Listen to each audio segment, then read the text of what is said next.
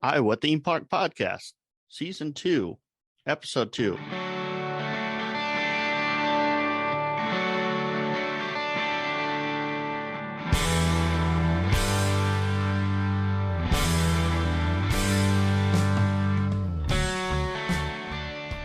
Hey, what's up, everybody? This is Nick from Iowa Theme Park Enthusiast.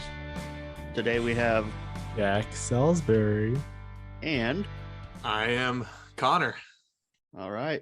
Returning guest. Glad to have everybody back on this week. I think we're going to sit here and chat a little bit about each one of us took some trips this summer. We'll talk about our trips and how we thought the parks were compared to what we're used to. Just we're overall going to just talk about something a little bit different than our usual Adventureland at Lost Island. Yeah. So, Connor, you didn't get to talk a whole lot during last episode. You want to kick us off today? Yeah, I can do that. So, was I the only one that made it out to Worlds of Fun this year? Yes. We had plans to go actually in 2020 when COVID hit, and then I don't know, we haven't made it back since. So, well, I mean, if there was a time to wait for it was now, because I mean they got Zambezi Zinger coming in next year, and then this year if you stopped by, you were greeted to Trimless Mamba, so that was definitely a surprise. And oh my goodness, is that run a lot better when those trims barely engage. Yeah, I can't wait to get back on Mamba. It's been a long time for me, and I'm excited about Zinger because there's just a lot of firsts with that. Not necessarily a first with Titan Track, but a first with their new trains. You got the Infinity Flyers. Yep. And the even better thing about that is you have a direct comparison with the Millennium Flyers in the same park, not far from each other. You can just like hop back and forth from each one. Did you take any other trips, Connor? Yeah, so Worlds of Fun was the first one. The second one I took in June was to Carowinds. I know, Jack, you went to Carowinds as well. I think you were there a week before I was. Yes, we were there. We spent 2 half days there. We spent the afternoon one night and the morning the next day. Then there's me who spent like 5 days. He does have a nonstop park going experience than we do. Yeah. I cannot stand the thought of going to a park for like half an hour, riding all the credits and leaving. Unless it's your home park. Well, yeah, but even with Adventureland, I couldn't do that. Like I have to stay for at least probably 5 hours at least. I feel like it's been a good day. That's a little weird. See, the beauty of being an out of town season pass holder is we'll come up there for a day, and then a lot of times we'll just day trip up there, but sometimes we might get a hotel and we'll stay in the hotel, and then it's like, oh man, I really want some popcorn. So we'll literally stop at the park, go in and get some popcorn and leave. You know, it's one of the beauties of having a season pass. You're not feeling guilty about only spending 10-20 minutes in the park, you know? You know, Nick, you bring that up, but did you ever read the story about the guy who had a Six Flags dining plan? Oh my Magic goodness. Mountain, and he went every day and got a meal every day. Oh yeah, 365 days. This has been very much in the social media these days because of them discontinuing the dining plans for that reason. They did. Oh man, that's like the dream though, right? I mean, theme park food is only so good, but if you're doing it for free, if you're getting it every day for free, it just makes it taste better. Ooh. Yeah, I mean, you know, Adventureland has really decent theme park food in comparison to other theme parks, but I don't know that I could do that every day. You know, I couldn't. I think that if you do that for 365 days, by day 356, you're not able to fit on Monster anymore. I'm already struggling with that. Wow. Anyway, what were we talking about? Carowinds? Yeah, like that. So, Jack, I'm going to ask you, I'm going to go top 4 instead of top 3. We're going to go top 4. What was your Carowinds top 4? In order? In order. All right. Number 1's got to be Fury, obviously. Respectable. Number 2, I'm going to go Copperhead Strike. Okay. Number 3 is Afterburn. Number 4 is Intimidator. I have the same top 4, but I would flip-flop Afterburn and Copperhead Strike. Yeah, those they could go either way. Honestly, I wasn't impressed by Intimidator, but I mean Fury's Takes the incredible. cake. It's a really good, very, very good ride. It's stupid good. It's just there's no words to describe it. It's so fast and it holds its speed so well. There's so much like it just intense airtime. Well, that's the crazy thing about it compared to Intimidator is you have the B&M floater of Intimidator right there, and then you get like some B&M ejector at the end of Fury in comparison. You're like, wow, why is Intimidator here again?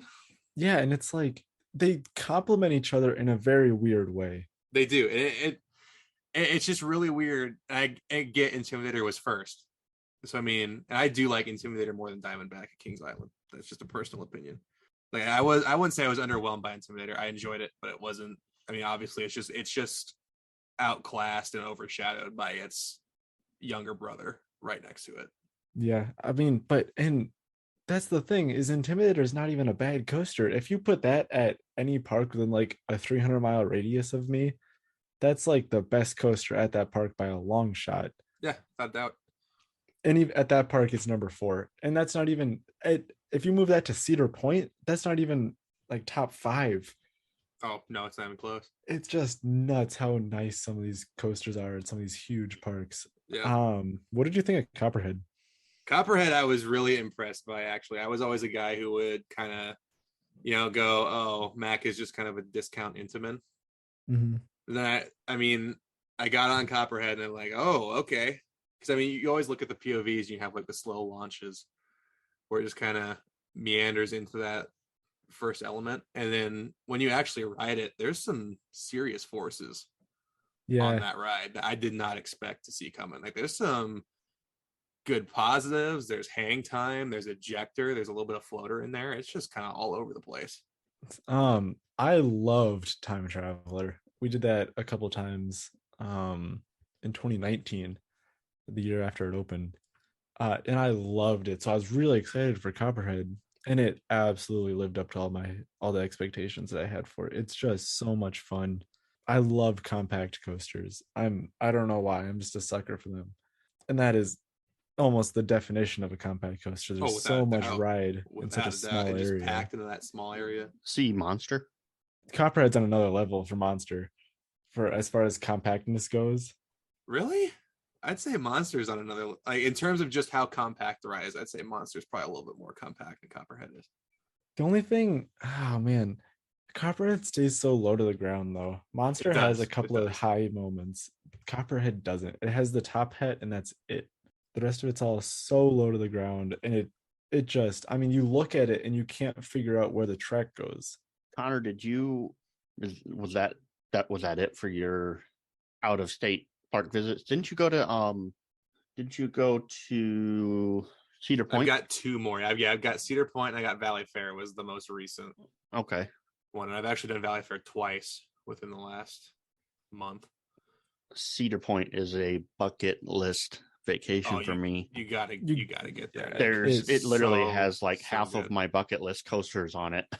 We might have to Uh, repeal your enthusiast card until you can get there. I just okay. So in Cedar Point, and Jack is gonna flame me for this, Yeah. but I love Steel Vengeance a lot, but it is As the you should. second best 205-foot coaster in that park.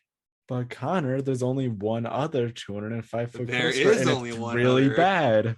Oh, and it's the best. It's got the best ejector airtime on the planet. Except It's for the not fact that close. I mean, Maverick is in the exact same park. And for our listeners who haven't been there, what coaster is this? Magnum XL 200. Oh yeah, I've heard The you talk number about one. Number one. It's okay. It's not bad per se. It's but it's amazing. not good. It's amazing. It's the word. If you look up the word mid in the dictionary, there will be a picture of Magnum XL 200. That is what that ride is. I think you mean incredible. The best airtime in the park. Best airtime I've ever experienced. Okay, here, give me your top 5 of Cedar Point then. Cedar Point top 5. Okay, so Magnum is 1, Vengeance 2, Maverick 3, probably put Millennium 4, and because of recent events, Dragster is probably 5. I think that's like almost dead on with mine. You just move all of them up one and get rid of Maverick or get rid of Magnum. Oh yeah, not rid of Maverick. get There rid you of go. Maverick. Get rid of Magnum. So you got maybe switch it around a little bit. Do Steel Vengeance at 1, Maverick at 2, do Gatekeeper 3, Dragster 4, and Millie 5. That's respectable. That's respectable. And I'm the only one here that can't rate anything there because I've never been there. Okay, Nick, do you know all the coasters there though? I'm familiar with most of them. Because I would be interested to hear a theoretical top 5. Yeah. Oh, we should ask that first before we give them hit ours. I would say it's going to be probably pretty close to what your guys' 5s are, because Jack has done a pretty good of telling me, the experiences of them. So I would probably line up with Jack. I'm a little hopeful that they decide to do something with Top Thrill. Because it's not going away. We It's should dive into that going away. once Nick's done. We should talk about that a little bit. We should. But I definitely I want to get a ride on Steel Vengeance. I've yet to ride an RMC. Oh my goodness! I'm kind Hasn't of ridden RMC. stuck in Nebraska where we don't even have a roller coaster. So You don't have anything. Nebraska has nothing. yeah, we have a zoo, and we did have Scott Frost, but that's an episode for another. That's another episode, different subject. I'm going to talk about my trip. I only got. Are you tired of not being able to input on anything? Well, Jack, you're going to have. You made quite. You had quite a everywhere. trip, so I'd say we saved the best for last, right? Sure. Okay. I still have my Valley Fair trip, but okay. We're saving the best for last, aren't we? I have a Valley Fair trip too. We can You guys join can talk each other about it together. Yeah. And I can just sit back and dream. So yeah, my family and we took a trip to Universal Studios, Florida this summer. We did not do Disney. My family I have a high schooler, so Disney wasn't really in our roadmap. Maybe if we were a little younger, but we're into the big thrills, and that's where Universal hit the bill. We got a great Costco vacation package, and we had a lot of fun. We flew down there and did 3 days at Universal. We did a total park hopping, so we went between Universal Islands of Adventure and Volcano Bay. We had a fantastic time. It's a whole different experience. One of the things that we learned is we're used to Adventureland. We're used to that smaller park environment. Universal's on a different level. It is. People ask me, how was it? How crowded was it? And I say, you ever see New York City on New Year's Eve? That's what it reminded me of. It just was packed every single day we were there. It was definitely a fun trip. It was well worth it. But my son and I weren't used to the aspect that, you got to wait 2 hours to ride any ride. So we did our must-haves. We rode Velocicoaster. We rode Hagrid's Motorbike Adventure. Velocicoaster is my number one now. My number one used to be Monster, but I'm sorry. Velocicoaster cannot be beat right now. It was insane. That Monosaurus roll. Wait, what'd you call it? I call it the Monosaurus roll. Monosaurus. I just want to add in too, real quick. It's not like I haven't been to Universal. I've been to Universal Orlando. It's just it looked a little bit different at the time. So I'll let you guys continue. Connor, so you haven't been there recently? Last time I was there, Dueling Dragons was still dueling. Okay. And we had the nerve to call Nick old. But you know what? It was incredible. Hagrid's, I did not think I would like it because I'll be honest, I watched the POV before we went. I'm guilty. And I was like, that's mediocre. But you know what? It was well worth the wait. I would have gotten in line and rode it again if the wait wasn't almost 3 hours. It was incredible.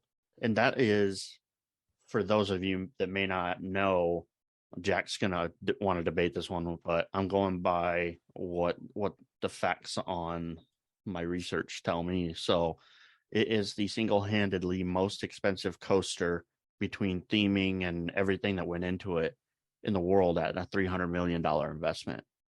Just because of all the development that they had to put into it too. Yeah. Like they had to start from scratch almost. They had to design the trains Yeah. from scratch. Like they had to design the whole system. I love the element where, you go up. and Wait. then- Should we put a spoiler tag on this part? What? Spoiler warning. Are you gonna talk Don't, about? don't spoil the Um, rides, guys. Don't spoil the Dang it, rides. Nick! Come on. All right, I won't drop a spoiler. I'll just say you got to ride it. One thing that was unique though about Universal that it was just like a whole new thing that was on a whole new level that I'd never experienced before is their train dispatches. They have this thing down to a science. You go there and you're walking on a conveyor belt to load on some of their rides, which was just it was weird at first, but it's like they have this down to a science. They get the full capacity out of these rides, and it just I couldn't believe how quickly they could dispatch trains, and it's incredible. We rode Rip Ride Rocket, which I did not like at all. Those restraints are the worst restraints ever. Hulk was a great ride. Every coaster there was a great ride. We had so much fun, and would I go back and do it again? Maybe. What? Okay, yes. I would, but I think I got to prioritize. I got to get to Cedar Point first. If I had to choose, I guess me having been to both Cedar Point and Universal, I would choose to go back to Universal than to go to Cedar Point. But I just got back from like a week-long trip to Cedar Point, so that might be me being a little biased. Velocicoaster I think Velocicoaster is better than anything Cedar Point has. It's incredible. It's smooth. Velocicoaster is The launches are fantastic, and there's really no bad seat on the ride. We rode back seat, middle. We did not get to ride the front like we wanted to because it went down for weather delay, which is really common there if you've never been down there. So I guess I have a quick question in regards to the way they do ops. So I mean, in terms of like how do you load? So you said you wanted to ride front row. Do they have like a separate wait for that? They So you do can have a easily separate get that? wait for front row. It can be it typically would average an additional 20 minutes. Not Oh, that's not terrible, bad. but That's not bad at all. what, you disagree with that, Jack? it was 20 minutes when we were there. Yeah, it was 20 Ugh. minutes when we were there. Yeesh. Yeah. That's a lot worse than when we were there. We did single rider the first Single rider ride, lines. and we got on within like 10 minutes, and then the second time we wanted to ride together, so we waited like 55 minutes. That's one nice thing about Velocicoaster is the wait. I don't think it ever exceeded 60 minutes the whole time we were at the park. And that's the thing, if you do ever plan a Universal Studios trip, definitely download the app and use the app because it's pretty accurate with the wait times, tells you the wait times. I don't think their food is all that great there. That's my only complaint. That is true. The I would food, agree with it's that. like if you go to one place and get a burger, it's a different name than the other place that has a burger, but it's the exact same burger. It just has a different name and slightly different toppings. And it's kind of pricey for what it is, but I do like you go up to the Coke machine, get free ice water because it is hot there. I mean, we walked out of the hotel and walked to the car, and instantly you were sweating. Yeah, if I were to give you, I would say go back during the winter months. But overall, that's when I went a long time ago. That was a fantastic vacation for us. We got a beach visit. As a Midwesterner, I'd never seen the ocean, so we took a trip to the ocean. It was about an hour drive from where we were staying, and that was fun. I would have liked to have gotten maybe a visit to ride Iron Gwazi, but Ooh, I could talk about that. we didn't quite have that planned in our vacation, and that's why I think I should lead it off to Jack, who's going to talk about his many trips he made this summer.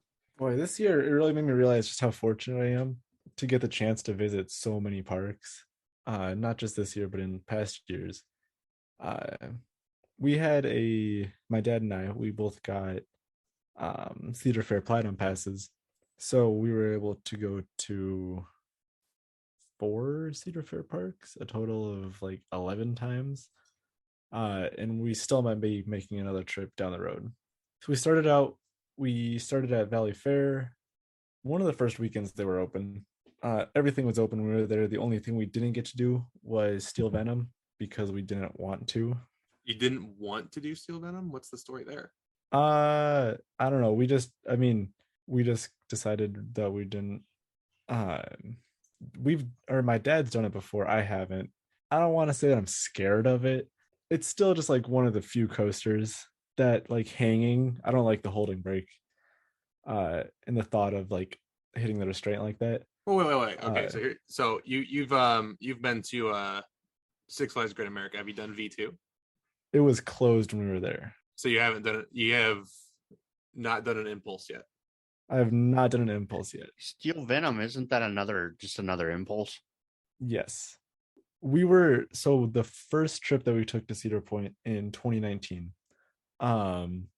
we were in line for Wicked Twister and it broke down. And a couple days before that, we were at Great America, and just another Intamin. Yeah, and V2 was closed. So, my dad rode Steel Venom last time we were at Valley Fair. I didn't. And this last time earlier this year we were there, it was open, but since he had already done it, he didn't really want to do it again, and I didn't want to do it. Have you at least ridden the test seat? No. But I mean, Renegade, oh man, you can't say enough good things about Renegade. It's not as good as Prowler. I go back and forth on that just about every day. I don't. I think it's clear cut. Prowler's better. It's the wave drop though. The wave drop on Renegade is, but it doesn't hold its speed nearly as well as Prowler does. Who cares? It's fun. I do. I like on Prowler. You start going uphill. And you still feel like you're going fast because you're carrying that first drop momentum. And then like all of a sudden you start going faster because you're going back down the hill. Yeah. The way that Renegade's layout's designed, it doesn't really do that, which is unfortunate. But the S-bends on it. I wouldn't say it's even the ride's fault. It's just because it has to go over like a maintenance path. Yeah. So it kind of has to move over and slow down to get over it. But Renegade, always a blast. Excalibur was not open when we were there, but I did get to do it last time a couple years ago. One thing I'll say about that ride has no business being as good as it is. I thought it was overrated. It's not. It's phenomenal. It's just a short little ride. It has a Magnum triangle hill halfway through it. I can't imagine what that thing would be like without those trim brakes on the first drop. It was kind of okay. Yeah, sure thing. But it's been a while since I've been on it. So if it's still there the next time we get up, it will be. And if it's open, it's not going anywhere. Well, the hard thing about, when I did my trips to Valley Fair this year, the first time I went solo and went there, Steel Venom was closed. So obviously not happy about that one because I love Steel Venom. Bummer. Excalibur was open, so I did get to get on that. I feel like Renegade's running a little rough this year, all things considered. Yeah. I feel like it could use a little bit of track work. I do remember my dad and I sitting on the brake run after our first ride, like, that was a lot more rough than last time. Yeah, it could use some work. But Wild Thing, it's okay. I like Mamba better. Yeah. Wild Thing, with the reprogramming. I do really like the turnaround on Wild Thing. Yeah, it is nice. It's gorgeous, especially when you walk up to that park. It's just like right there in your face, and it's beautiful. Yeah, and the big swooping turns.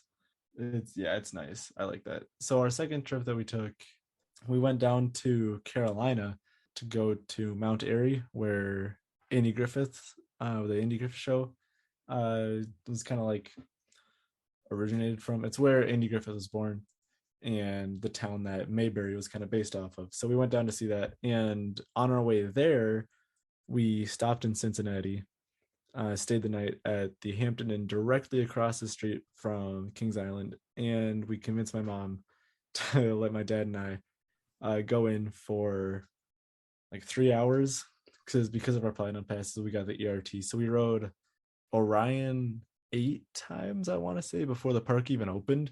It's a solid hypercoaster right there. Then we did Beast, the retract Beast. Beast, oh my goodness. It's nuts. Nick, what did you think of Beast? What did I think of Beast? Yeah, what do you think of Beast? Well, I haven't ridden it. Oh, that's right. Obviously. Sorry. Um, Oops, my bad. I haven't even watched the POV, so What? I okay, Jack. I'm trying to follow in your footsteps and not watch POVs of my bucket list so that I can watch it later. Could not, That's fair. I literally could not do that Because I I got to be honest with you, Connor. It's hard, but Jack was like, "Don't show me the Velocicoaster POV. I want to ride it before." And then like I watched the POV and I was like, "Yeah, this isn't much." I was like, "It's a whole different coaster on a whole different level." The POV does not do that coaster justice at all. Yeah, POV makes the So first half look slow and kind of sluggish. It's yeah, not like that at all. It's sometimes the nuts. POVs just screw up your expectations for a coaster. So I'm trying to do a better job of that. It's really hard, especially in the winter when you're got a coaster drought. But the winter is rough. It's very rough. The bright side, though, Worlds of Fun is open into November, so I'm definitely gonna hit that again. Yeah, I'm gonna try to get down there. Or- So yeah, we did Beast. Mystic Timbers really climbed up my rankings because the last time we were at Kings Island, we've been there. This was our third time there, I want to say. The first time we were there, we rode Mystic Timbers. I didn't really like it. I thought that the laterals were too much. It was just uncomfortable to ride. Not a whole lot of airtime. Second time we rode it, really similar thoughts. Wasn't impressed at all. Didn't think it was as good as Renegade. This time though, it really caught me off guard. It was awesome. I don't know what changed. I think probably just something in me. I became less picky. My eyes were opened, something like that. But now Mystic Timbers is just an absolute blast. I think it's better than Renegade and Prowler, which I didn't think was anywhere near either of those before. it's been a while since I've been to Kings Island. I've had not been there since Mystic Timbers and Orion were put up. I really enjoyed it. Those are two rides I'm very much looking forward to riding. We did Diamondback and bounced. Oh, and we got Skyline Chili. You have to get Skyline Chili when you go to Kings Island. That's like have to. Yeah. I mean, if you're not necessarily at Kings Island, but just if you're in the Cincinnati area, you have to get Skyline. It's so good. And then yeah, so a couple days later, we drove from North Carolina, or like kind of northern North Carolina, down to Carowinds. We spent the evening there. We spent like 5 hours ish at the park. Got a couple of rides on Fury. That's when we went through and we rode every coaster once, and then a couple of the big ones twice, or 3 times, or 4 times, or 5 times, whatever it was. And it was a perfect night. It was beautiful weather, temperature was good, and there were no crowds. That's the weirdest thing about going between like Carowinds and Cedar Point is like when you go to Millennium, there's always like an hour line. At Fury, when I was there, 90% of the time you could just walk right up and get on it. Yeah, I never saw a line for Fury. The longest line that we saw for Fury was when there were 5 people in line for the front row. And we just had to wait one train. It was nuts. It's crazy. I mean, it's such a good ride. Doesn't have a line very often. I mean, I didn't go on like a Saturday or something, but I think the longest I waited for Fury was on a Friday. It was like 15 minutes for a night ride, it wasn't in the front row. For us, at least, it wasn't just Fury either. It was the entire park was like that. Yeah. The entire park. We didn't wait for. I think the longest we waited was for Flying Cobras because it runs one train. Exactly. Actually, a pretty solid boomerang. I wasn't too disappointed with it. Flying Cobras was fantastic. That's one of the few rides that actually like made me dizzy, which I wasn't expecting, but I really liked it. It was my first boomerang. Didn't ride their own Worlds of Fun? No. Really? All I had heard about boomerangs, and that specific boomerang, was that you get on them and they'll bang your head around and give you a headache and ruin your day. Pretty much. You Yeah, know, it's not far off. speaking of Carowinds, I just want to point out, I saw Carowinds from the air because we had a connector in North Carolina. That's all I got to say about that. See, that's one of my biggest memories too. When I was flying into Charlotte, I looked out. I was like, "Oh, that's where I'm going. I'm going right there." I'm pretty sure Jack was like, "Don't you have a layover? You could just run over to Carowinds real quick and ride It's usually Fury. not the way that works.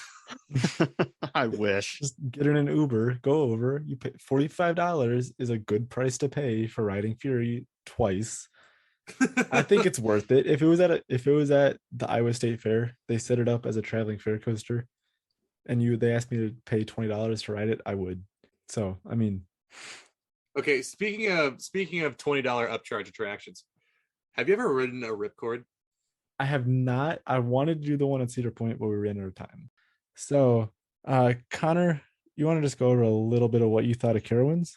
I thought it was a really, honestly, I struggled to see what that park was before Cedar Fair took it over and put Intimidator in it. Like, You didn't get a ride. no, I did. I got to ride everything, but just thinking about just in terms of history at that place, there's nothing there before Intimidator. There's literally nothing there. I mean, Afterburn. oh yeah, Afterburn, obviously. It's probably my number one invert, honestly. Except for Banshee and Montu existing. But yeah, I haven't read Montu, so I can't speak on that. But honestly, I didn't like Banshee that much. I thought it was Really? okay. No, I wasn't a big Banshee person. I like Raptor more than Banshee. Raptor's pretty cool.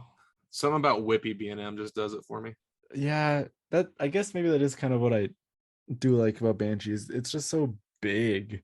It's big and Everything it's is what I would describe it huge. as graceful. Yeah. I describe new B&M as graceful as opposed to Whippy, like they used to be. It's like, yeah, Banshee is the B&M invert of Gigas, or the Giga inverts, whatever. I could agree with that. Yeah, I thought Carowinds was awesome. The coaster lineup is weird because they're so top heavy. They're pretty top heavy, yeah. Because I mean, after you get below Intimidator, what would you go to next? Because Nighthawk was not open for us. Nighthawk which wasn't open. was for me very either. disappointing, but I I mean, was it is what it bummed. is. I mean, it gives us a reason to go back. Yeah, that was one of my most anticipated coasters of the summer too, which was a real bummer. I'm trying to think what would be the next one after Intimidator. Because I would say after Intimidator, it would probably go Nighthawk, but again, I haven't written it. Like Flying Cobras. It's a pretty big step down. But I mean, like, what else? It's not a hurler. It's definitely not a Actually, Ricochet. I didn't mind Hurler. I didn't mind Ricochet either. Hurler Carolina wasn't open Cyclone when we were was there. not great. And I like Arrows a lot, but Carolina Cyclone was not great. I didn't think Carolina Cyclone was that bad. The Vortex, that's the next one after Hurler, or that's the next one after Intimidator. See, I actually liked Vortex. I hated I it. kind of liked it. I Because like I rode Mantis, now known as Rougarou. I rode Mhm. Mantis. I thought that was awful. But I rode and it was funny because I was literally the only one. I got a Zen ride. Was my first ride ever on Vortex.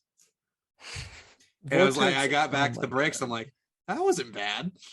that wasn't might the be my worst thing in the least world. favorite coaster ever. Honestly, holy cow. The entire trip, You would I have was hated like- Mantis. Oh, it was so bad.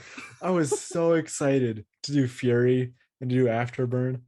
And then I knew I was like, I have to do Vortex You have on to there. get It's the the credit. first stand-up coaster, but like, man,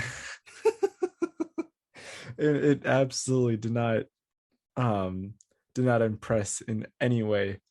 The only thing it impressed by was just how bad it was, how well I expected it to be bad.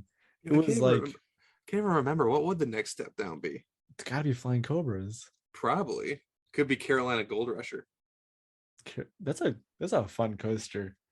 Do you talk about a ride that was really hard for me to fit in? Because I mean, those like it's not like a normal seat. It's for like a tall half people. bench almost. Tall people hate it. It's like the bench is like half as big as it should be that you're sitting on. Yeah, I got no irons in this fire. Yeah, I'd probably say that Nighthawk would be the step down. Then maybe, yeah, you're probably right. Carolina Cyclone. Story of the night. I haven't been Or there. no, Flying Cobras. I'm trying to think of what else was at Carowinds. I mean, Harmony Hall is really cool. Really cool. I really liked Harmony Hall. I hope Adventureland or Lost Island. Lost Island's got pretty good dining venues right now, but Adventureland, if they got a like dining hall like Harmony Hall, that would be awesome. It would be. And with Bill Lentz's background, I wouldn't say that it's completely out of the question. So Well, see, the thing I that, love about Harmony Hall is just a good place you can go and get some AC and sit down and eat. yeah, You can do that at Adventureland, Doc and Leon's, but the AC is that not yeah, really. They have all the windows and doors open, so it's No, cooler, but with all the years I've gone to Adventureland, I don't think I've ever eaten at Doc and Leon's before. what? well, it's too Yeah, bad I you kid missed you out not. on the chicken when it was good, Whoa. because the fried chicken used to be fantastic, and then when Palace took it over, uh, it's not the same. I'm not sure why, but it's not the same. I don't know if they changed the recipe or if they're not making their own like Adventureland was, but it's not the same. Man, that's kind of hard to swallow, Connor. I'm still stuck on the fact here, Nick, that Jack went to Valley Fair, saw a roller coaster, and didn't ride it. Yeah, you know Chose what? not to ride it. I'm a little bit surprised with that one too, but um, Nick, what did you think of Hulk at Universal? I thought it was good. I really liked I'm Hulk. gonna That was I wrote that in its original form. I'm gonna be Really honest with you. It's actually my first B&M. Uh, yeah, I know a lot of firsts here. But that's what this is. That's what's great about this. It's my first B&M, and it was good. I gotta be honest with you. I struggle with some coasters because I'm 36 years old, so things things beat me up a little bit easier than you guys.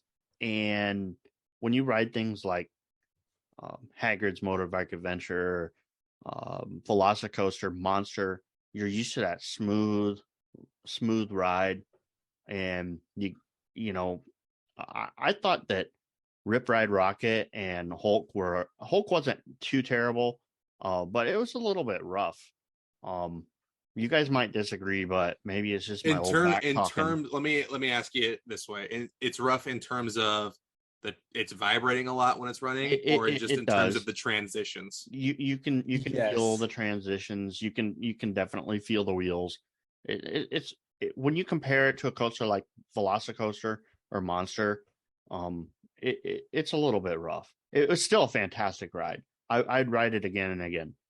Because that was a B&M built in the Whippy era. Yeah, because there's a air quotes clone of it in China now.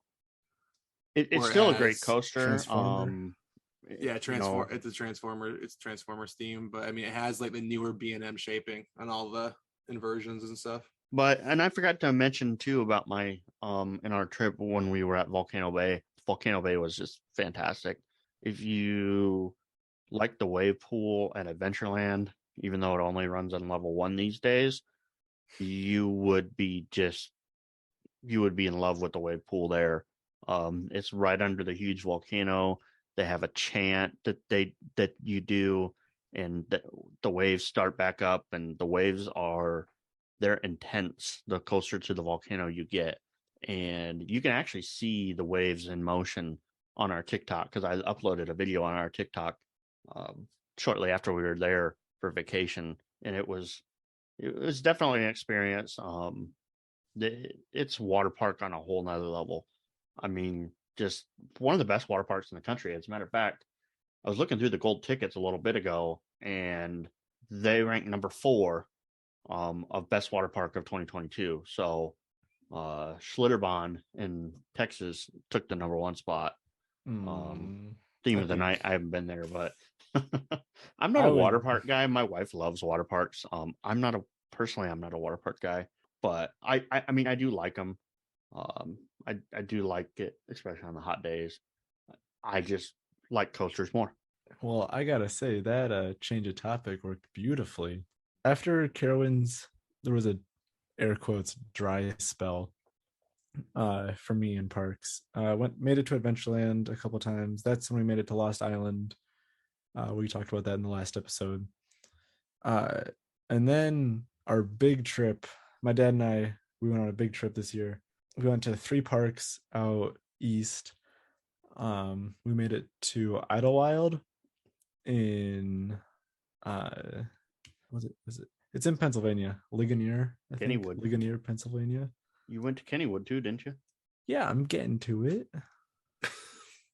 Thanks for spoiling it. Anyway, What I do Idlewild best. Idlewild is an awesome park.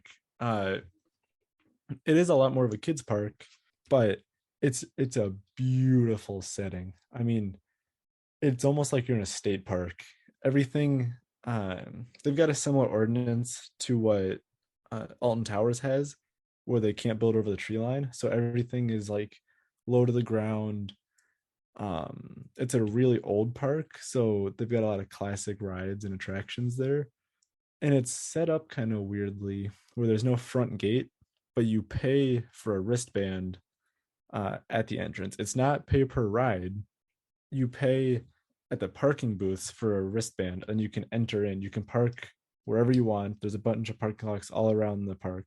And you park wherever you want and you go in with the wristband. As long as you have the wristband, you can ride anything. They've got a log flume there, which I believe was relocated. Oh, Jack's favorite. Yeah, big log flume guy. We did it. We saw them have some interesting safety morals in the log flume, which is kind of funny. Then they have two coasters there. They've got Rolo Coaster, which is a really old wooden coaster. Looks like Baby Boulder Dash almost. Sits up on a hill. It's like maybe 40 feet tall, but it just kind of runs along this hill. It's a lot of fun.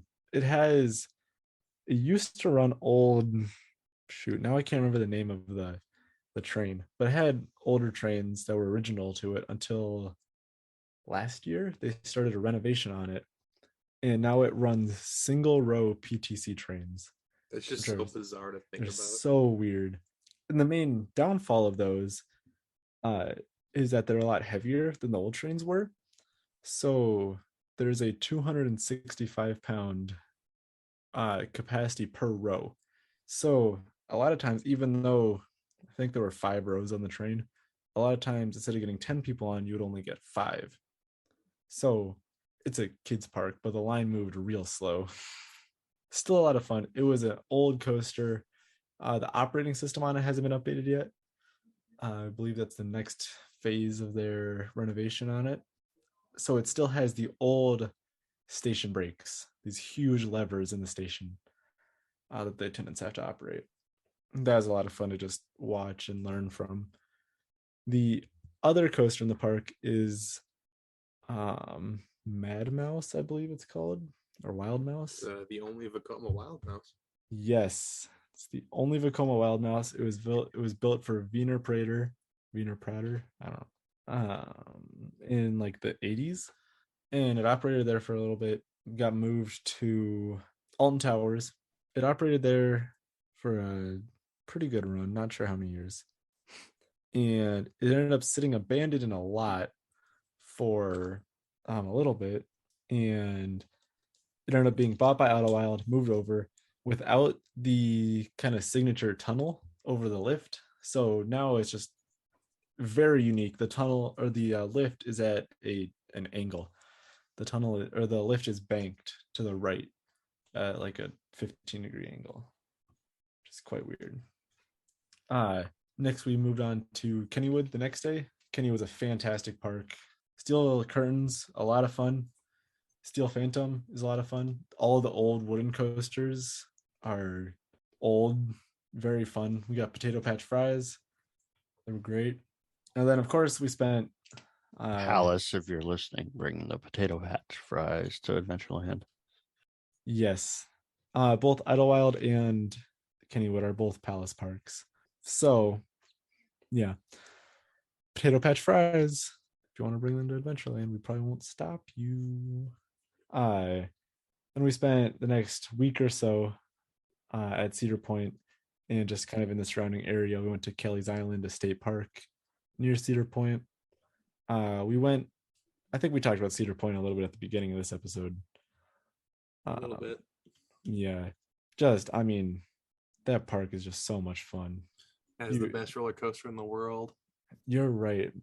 Right well, on the no, beach. no, it's got the second best Right on the coaster in beach. the world. Gatekeeper is not that good, Connor. I hate to break it to you. Oh man, it's a shame I'm not talking about Gatekeeper. Well, it's the only. I think coaster he on the might be beach there. talking about Iron Gwazi. You never talked about Iron Gwazi, Jack. Yeah, I didn't. You do. I completely do skipped gotta. over it. I did. It I must have been a realized. really good ride if you forgot about it. I realized halfway through this spring break, we went down to Florida. Went to just about every park down there except for SeaWorld or Orlando. We had to make the decision between SeaWorld and Busch Gardens. Well, that And was we an were easy one. choosing- That's an easy decision. Yeah, we did Busch Gardens. Velocicoaster is nuts. There's not enough good words in the English language to say about Velocicoaster. And the POV simply does not do it justice. Yeah, you have to ride it. They have the best trains of any coaster I've been on. The restraints are non-existent when you're riding it. You don't even notice that they're there. See, I kind of find that hard to believe with the Intamin T-Bars existing. Well, you see, this is the most reliable Intamin in the world. That's just my opinion. Well, Intamin makes some pretty reliable rides. Wilderness Run never been closed while I was there. You make a good point. They started with Wilderness Run or Junior Gemini, whatever, and it was just See, my all favorite downhill thing from about there. walking down the Gemini Midway is looking over at Wilderness Run and looking immediately over, and there's Top Thrill Dragster right next to it. Yeah, just Like, that's- surrounded by. That's a pretty big distance right there. And for anyone who's listening who doesn't know, Wilderness Run is this tiny little junior coaster. It was Intamin's first roller coaster they ever built. And if you go, what is it, like maybe 30 feet down the path, you're looking straight up to Top Thrill Dragster, which is 420 foot nuts ride. And also, just if you look the other direction, you have Millennium Force. True. You do. So it's quite the jump. It is. It is. Yeah, Velocicoaster's nuts. Space Mountain was a lot more fun than I was expecting it to be.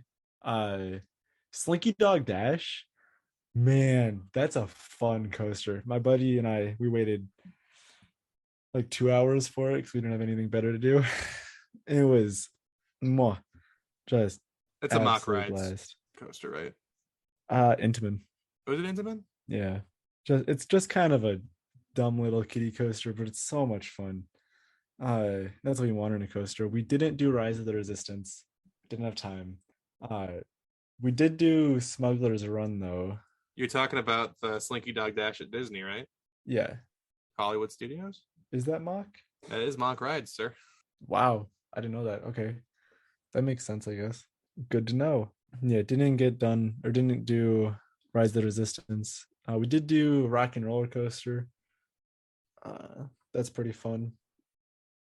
Big Thunder Mountain's fun. That's about all I have to say about Disney. It wasn't really, I mean, it's fun. Magic Kingdom is, I know I'm gonna get made fun of for saying this, but it's genuinely a bottom half park that I've ever been to. Like maybe Really? bottom 5. I do not enjoy Magic Kingdom at all. Every time I go there, it's just stressful. So many people, not enough attractions. The only thing that made it bearable this time was that I was with a group of friends.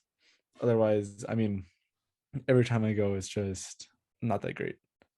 After Disney, we did Universal, of course. Hulk, extremely overrated in my opinion. The ride itself is fine. Well, I'm But- glad we agree on something. The ride itself is fine, but there's no theming. Once you get through the loop, you do the corkscrew, and then the entire backstage area is concrete. I mean, it's basically a parking lot coaster at that point, which is just horrific to say about a Universal ride, but it's true. The water part's cool, but that's about it. You know, where you're going over the water a little bit, but other than that, Yeah. Rip Ride Rocket. I thought Rip Ride Rocket was actually a lot of fun. I didn't have a problem with the restraints.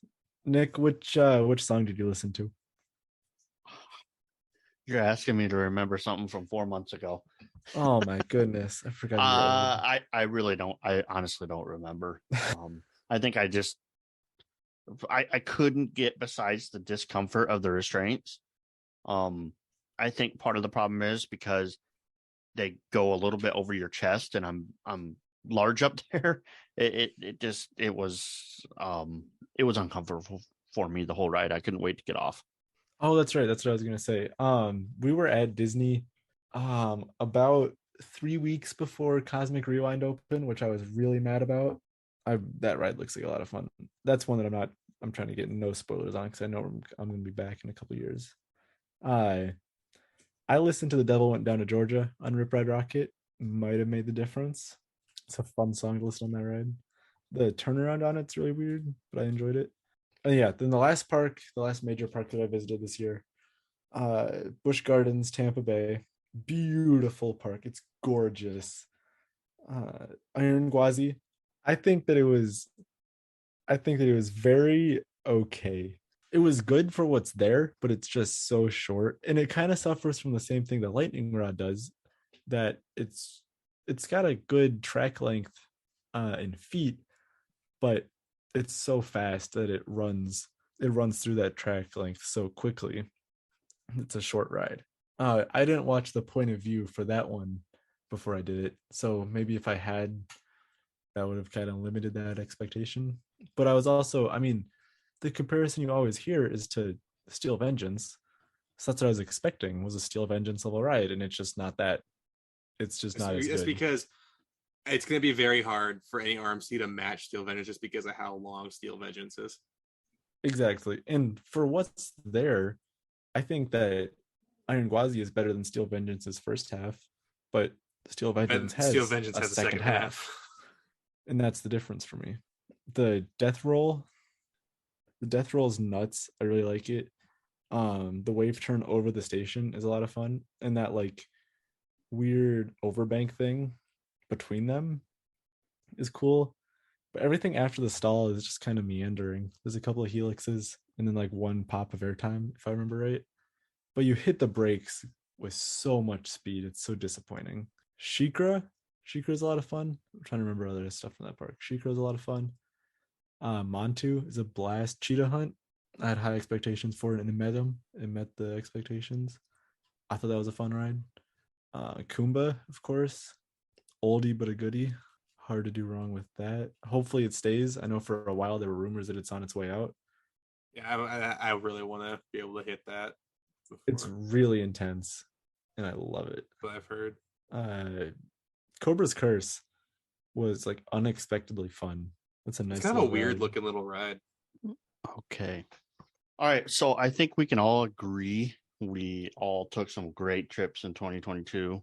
And I don't know about the rest of you guys, but I'm really looking forward to 2023. There's a lot of great things on the horizon for 2023.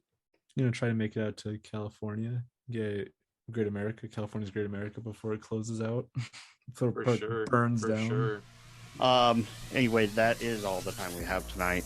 I appreciate you guys tuning in. Again, Connor, thanks for joining us. It was a good time. Thanks for listening, everybody. Goodbye. Thank you for tuning in to the Iowa Theme Park Podcast. Be sure to follow us on Facebook, Twitter, and YouTube for updates on future episodes about Iowa's theme park. We are also now featured on TikTok. Comment and let us know what you would like to hear on future episodes.